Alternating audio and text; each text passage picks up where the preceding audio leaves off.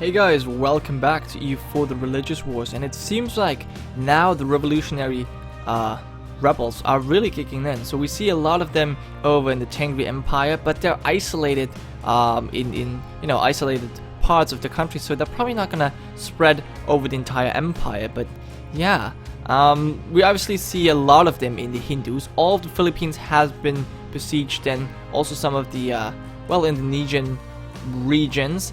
And yeah, the homeland is really just under fire. So probably we're gonna see the first revolutionary empire here in the Hindus, which is something I'm somewhat looking forward to. I mean, I do like the Hindu, and if they get revolutionary rebels, they're not gonna lose provinces, at least not in the beginning. Perhaps we're gonna see a big anti-revolutionary war, but apparently they have just been able, oh my god, just in time, it seems like they've been able to get their troops over. I don't know how they managed to do this. Perhaps they got military access, or maybe it was basically just by ships. Yeah, it seems like it was by ships, I don't know. Or maybe they built this army from scratch, I don't know. But somehow they've been able to get a big army over, so they should be able to, get this stuff back. 50,000, yeah, they're easily gonna crush that. Interesting. And yeah, so Ibadi, Australia no longer has the support of the Hindu Empire, but even with them, I think they really could not do much. But yeah, they definitely had to peace out because of their rebel problems. So good for them. Zoroastrians are losing. Nope, they won, but that was close. The Catholics are now over here, totally supporting Ibadi Empire. So far, the capital is still being besieged. If it falls, perhaps we're gonna see some peace. Don't know. I really don't know. But the Catholics, what are you doing? It seems like the Catholics want to attack this 50 stack over there. It seems like they didn't won. Okay, so Zoroastrians being beaten back, so probably they're gonna peace out of this war very quickly as well. But with the second Theravada Hindu imperialist war, okay, so the Theravada, without any allies, they cannot won the Hindus, who are currently in a very bad situation. But they have the support of the Sikh and the Vajrayani close by, and the further away Orthodox Empire. Now the Orthodox probably not gonna make that big of a difference, but I think the Sikh, well, I guess the Vajrayani are also not very powerful. They have no troops. I don't know, but we definitely have the Hindu with 50,000 men in the south. Their navy's being destroyed, which is a shame, because I think they were just transporting some armies back and forth. But they now have kind of they still have lots of provinces occupied over here, but they have definitely the upper hand in terms of troops. And if they team up with the Sikh Empire, they should be able to take care of the Theravada troops over here. And they could kind of meddle with them in the south. It seems like, yeah, so they just cross. The straight crossing is obviously not the best thing to do, but they have so many men, they're easily able to crush the Theravada down here. So good for them. So they can probably defend this area. Kind of need to deal with the rebels still, but as I said, together with the Sikh, they should do a good job of this. And the Vajrayani, even though they have no army, they really have no army. They at least distract the Theravadas with them sieging their provinces, so that's fine. They could actually defend quite well, and it seems like Ibadi have finally peaced out, and they're still overlord over Australia, so they did not have to give up anything. Yeah. Good for them, I guess. Yeah. So they managed to keep their little nation over there. Now, I wonder if the Catholics, or no, I wonder if the Orthodox will actually send over some troops. It does not look like it at the moment. Nobody has built the Suez Canal, which is a shame, because that would make things much faster. But I really didn't expect anyone to do it. And 100,000 Theravada, wow!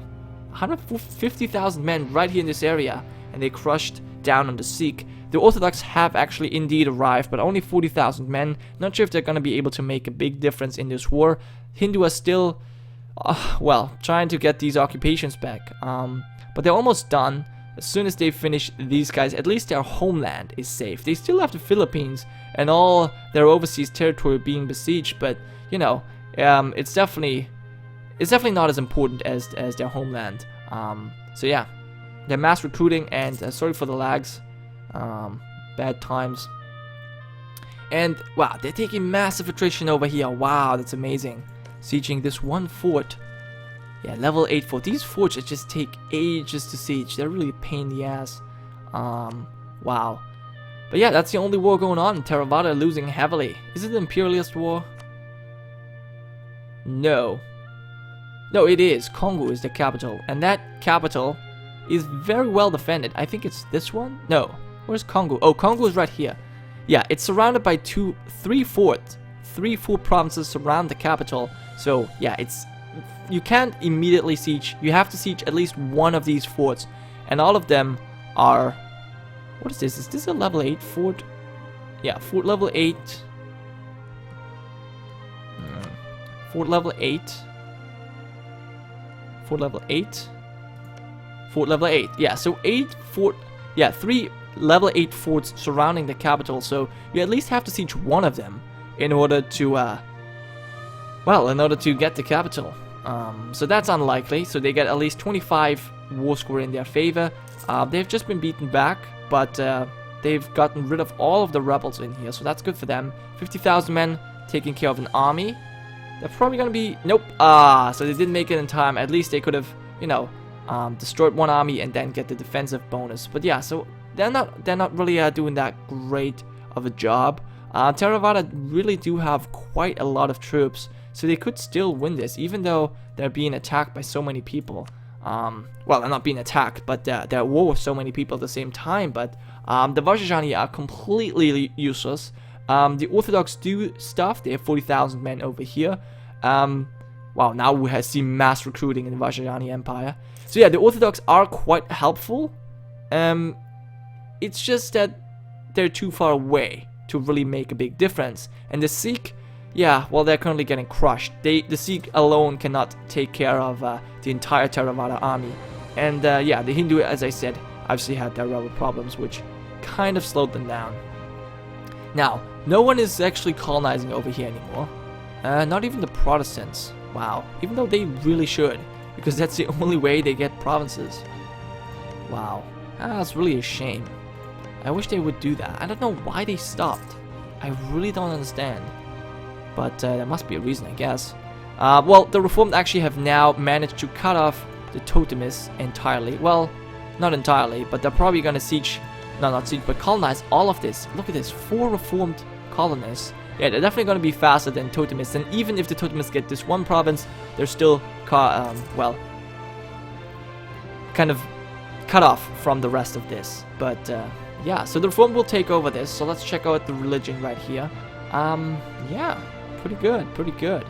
We have Catholic, we have a little bit of Protestant, we have huge Reformed, we have Theravada, Shinto, Nahuatl, Totemist obviously, and Mayan. So cool. And down here we still have a little bit of Mayan left as well. The Mayans are here chilling in Galapagos. That's the one province they have. Colombia is over here, just a tiny strip of land. But so far, separating the Animist and the Inti, at least in the north. But they're probably going to be gone very soon. Alright, Sunni is still hanging in there. Poor guys. I guess nobody is going to get annexed anymore. I mean, that's my guess. Oh, look at this. Tengri have Khalkha separatists. But yeah, they're gonna be able to. Yeah, I think none of the nations that is around right now will get annexed. But yeah, obviously. Well, I guess the Shia could get annexed. I don't know. It just seems like these guys are no longer interested in taking huge amounts of lands for themselves. They're not even creating client states or anything. It's just they do nothing. And there's a big stack of Shia separatists fighting the Hindu. Has their war ended? Their war has ended apparently. Have they taken any provinces? No. They had to give up provinces. It looks like, yeah, the Theravada had to give up provinces. Okay. Interesting. So the Sikh actually grew stronger. They've taken this one province. Interesting. But yeah, other than that, nothing happened. Okay, but the Hindu have been able to defend. That's good for them. I'm happy to hear that. And that was the last war. So, what happened? What was the other war that was going on? There's always something going on the sidelines, and I don't really pay attention that much, and then I see that it ended, and I forgot what it was. Oh well. So yeah, we're probably nearing end here. We have now in the 1800 right now. So only 20 years left. So we'll see what happens. Let's check out religion. Zoroastrians really are doing a poor job of converting, but they are doing a little bit over here, it seems like. Still Sikh provinces left, a lot of Shia provinces left, Vajrayani, still the one Tengri religion left, the one Tengri province. Ibadi's hanging in there. They have Ibadi Australia. We see Reformed over here in Mutapa. We see Catholics a little bit over here. Animist holds Madagascar. Shamanists obviously have La Plata and their African holdings. And yeah, that's basically it. Norse obviously have a huge empire over here. That's just amazing. Let's have a look. Oh, interesting. Wow, that looks like a big war. A lot of combatants. The Orthodox allied to the totemists. Interesting. So the Nahuatl Empire apparently declared a war. At least that's what it seems like. Okay. No, the totemists declared a war together with their allies, the Orthodox and the Shinto, against the Nahuatl, Reformed, Zoroastrian, and Shamanist. Whoa, big boy. So they want their stuff back. It seems like these guys are mad. These guys are so mad. And they've actually just captured... Actually, those are 2 colonies. Okay, so the totemists are at war. Okay. They're fighting. It seems like they're winning against Nahuatl. Okay, so Nahuatl cannot defend against the totemist hordes. Yeah, they basically have no army. Interesting. So the totemists are definitely dominating over here. They're also repelling a force of shamanist troops that wanted to get over here by ship. It seems like the Reformed have really been beaten down. They have no navy left to officially fight. So the Reformed are not that useful in this war like they have been last time. Nova Hollandia has 30,000 troops, but I'm pretty sure totemists can deal with them. Yep, it looks like it right now. So yeah, the totemists are totally racking up the Nahuatl. Interesting. So now we have to see how the Orthodox will fare against the Zoroastrians, basically. So the Shamanist and the Reformed, they can't really do much because their navy's being repelled by the totemist fleet, so that's good. So these 77 ships are doing a good job. The totemists totally rack up North America. They're definitely the big boss here. The Nahuatl have 100,000 men, okay, but the Shinto are also in this. Not to forget, we also have, obviously, the Shinto helping out. They're not sending that many men, but still, they do have some men that they can send over, and obviously also some ships. But yeah, the totemists have just been beaten back, okay. You definitely have to organize your troops a little bit better. 40,000 men here, 60,000 here, 50,000 here, another 20,000 there. Okay, so Nahuatl have just beaten the alliance back. Yeah, he's attacking with too few men. That's really not that good. Alright, let's check out this war again. Totemists. So yeah, you have these 2 guys over here. Reformed, kind of useless. Perhaps they send some men into the Orthodox lands. That's possible. Yeah, the Orthodox being invaded by the Zoroastrians. Okay, they can't really fight. Okay, yeah, so the Orthodox are being totally attacked by the Reformed over here. 100,000 men rushing in. So that's a shame. But that basically just means that the Orthodox will be pieced out prematurely. And that's it. The Sikh declared a war on the Shia again. Did they declare an imperialist war again? Yes, they did. That's so stupid. You're just gonna lose again. Alright, and the Shamanists are also in this, but yeah, their fleet has been beaten back before, so they're probably not going to be contributing much to this. It really depends on how many troops the Shinto will bring over, because that would actually make quite a big difference. But yeah, so 40,000 men, they have 80,000 men dedicated to siege Nova Hollandia. That's too much. But yeah, it seems like the Shinto...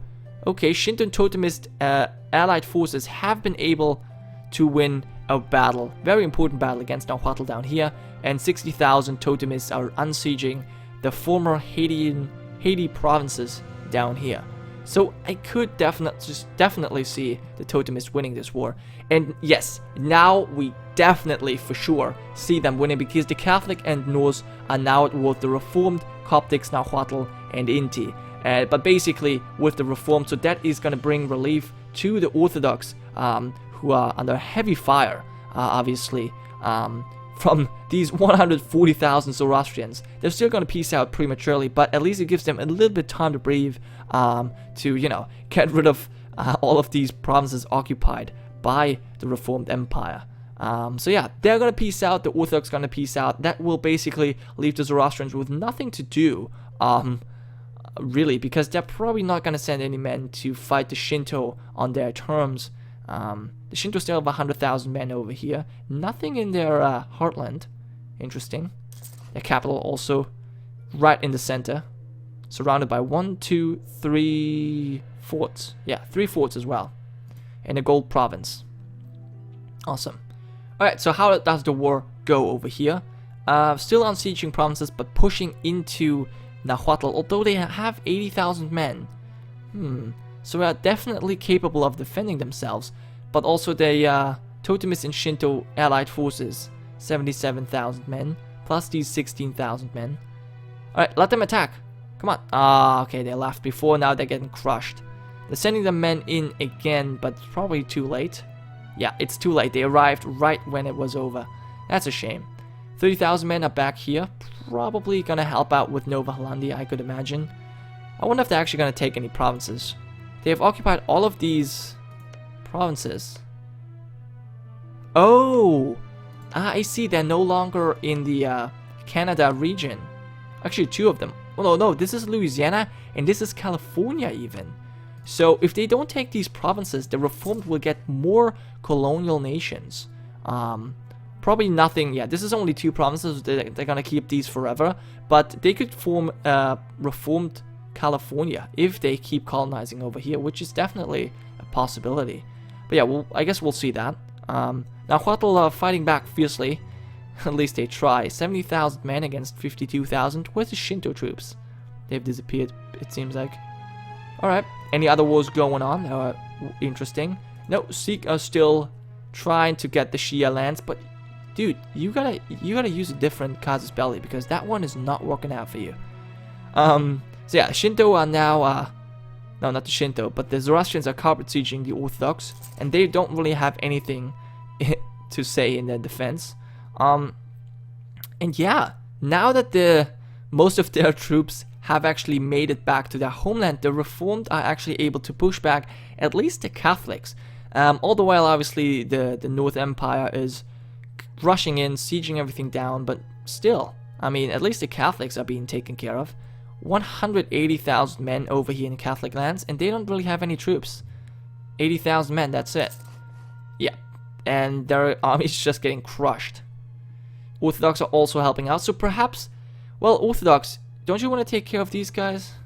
Yeah, that's probably what you should have done instead. And what are the Coptics doing? They seem to be at war as well.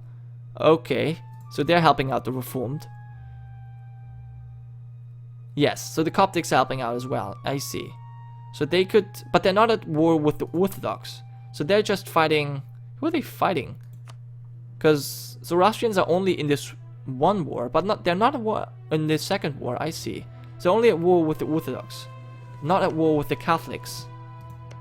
I always click on the wrong thing. So they're allied to the Reformed. No, they have left this, and they have just left the war as well. Did they take provinces, I wonder? They did. They did take these 2 provinces off the Orthodox. Interesting. Yeah, the Zoroastrians really just, they take provinces of every religion, really. That's just so funny. Okay, let's slow down a little bit. See, did the war end in total? Oh, the war ended in general. With the Orthodox giving up land. Does that mean, yeah, so they lost, basically. The totemist lost. That is just, oh, they even had to give up this province as well. So the Nahuatl did win after all. That is just such a shame. Wow, I'm surprised. That was a bad job, totemist. I don't know how they lost, because it appeared to me as they were winning, but yeah, probably Zoroastrians won this war. But yeah, the Reformed are getting crushed now. They've most of northern Italy sieged. And totally crush the Catholics here, but the Norse are occupying their stuff. That's interesting to see. And the animists are now with Inti and Haiti. Okay. And the Orthodox are with Shia. So perhaps we're gonna see one annexation? Come on, Orthodox, you could easily annex them. Please do it. And if you do that, if you actually annex them completely, then the Sikh could actually potentially get these provinces if they move their capital. But we'll see. That was unfortunately already the end of today's episode. Thank you so much for watching, guys. I hope you enjoyed, and I will see you next time. It's Chief Gironca, signing off.